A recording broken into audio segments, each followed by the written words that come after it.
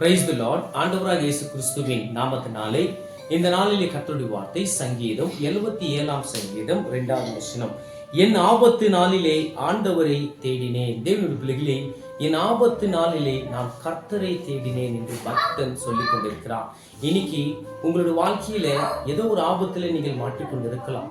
அந்த ஆபத்திலிருந்து எனக்கு யார் விடுதலை கொடுக்குவார் என்று உங்களோட அங்கலாய்ப்பு இன்னைக்கு இருக்கலாம். கர்த்தருடைய பிள்ளைகளே, தேவன் ஒருவர் தான் உங்களுடைய ஆபத்திலிருந்து விடுதலை கொடுக்க முடியும். சங்கீதம் 50:15 சொல்லிக் கொண்டிருக்கிறது.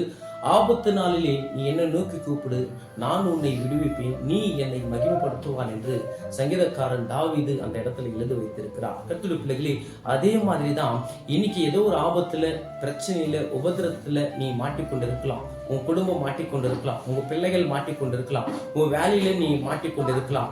தேவாதி தேவன் இந்த வார்த்தை மூலியமா சொல்லிக் கொண்டிருக்கிறார். நீ கர்த்தரை தேடுகிற மகனாக இருந்தால் கண்டிப்பாக என் தேவன் உன் ஜபத்துக்கு பதில் கொடுத்து அந்த ஆபத்திலிருந்து விடுதலை பண்ண அவர் வல்லவராக இருக்கிறார். நம்ம செய்ய வேண்டிய ஒரே ஒரு காரியம், எப்படியாப்பட்ட ஆபத்துனா இருக்கட்டுங்க, எப்படியாப்பட்ட பிரச்சனைனா இருக்கட்டுங்க, முதலாவது தேவனை தேடுகிற பிள்ளைகளாக நம்ம இருந்தால் கண்டிப்பாக அது எப்படியாப்பட்ட ஆபத்தனா இருக்கட்டுங்க, தேவன் அதிலிருந்து சுலபமாக நம்மளுக்கு விடுதலை கொடுக்குவார் என்று நான் விசுவாசிக்கிறேன். நீங்களும் விசுவாசிக்கிறீர்கள் என்று நான் விசுவாசிக்கிறேன். கர்த்தருடைய பிள்ளைகளே, தேவன் மட்டும்தான் நம்மளுக்கு எல்லா பிரச்சனையிலிருந்து, எல்லா ஆபத்திலிருந்து, எந்த மாதிரி நிந்தையிலிருந்து விடுதலை கொடுக்க அவரால் அதை முடியும் என்று இந்த வார்த்தை மூலியமா உங்களோடு கூட பேசிக் கொண்டிருக்கிறேன். கர்த்தருடைய பிள்ளைகளே, இந்த உலகத்துல எப்படியாப்பட்ட ஆபத்துல நீங்கள் மாட்டிக்கொண்டு இருக்கலாம். நீங்கள் மனுஷர்களோட சொல்ல முடியாத ஒரு ஆபத்துல நீங்கள் நிலைமையிலே உங்களோட வாழ்க்கையில நீங்கள் மாட்டிக்கொண்டு இருக்கலாம். எனக்கு யார் விடுதலை கொடுக்குவார் என்று நீங்க கண்ணீரோடு நீங்கள் ஜெபித்துக் கொண்டிருக்கலாம். ஆண்டவர் இந்த வார்த்தை மூலியமா உங்களோடு பேசிக் கொண்டிருக்கிற கர்த்தருடைய பிள்ளைகளே,